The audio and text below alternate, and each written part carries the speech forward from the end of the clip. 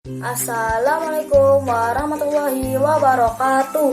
Halo Miss Lastri, perkenalkan nama saya Muhammad Noval Hakim dari kelas 4A.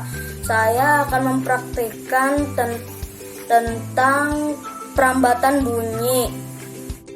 Bahan-bahannya adalah 2 gelas plastik, benang, gunting, dan solder.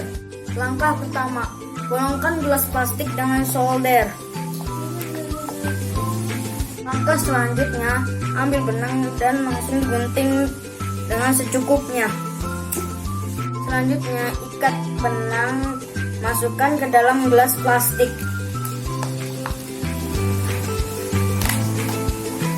Alhamdulillah, pembuatannya sudah selesai. Mari kita uji coba bersama Bunda.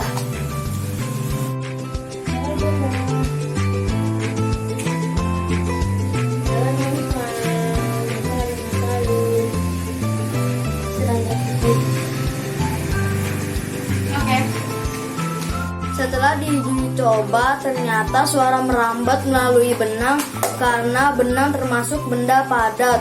Sekian, terima kasih. Wassalamualaikum warahmatullahi wabarakatuh.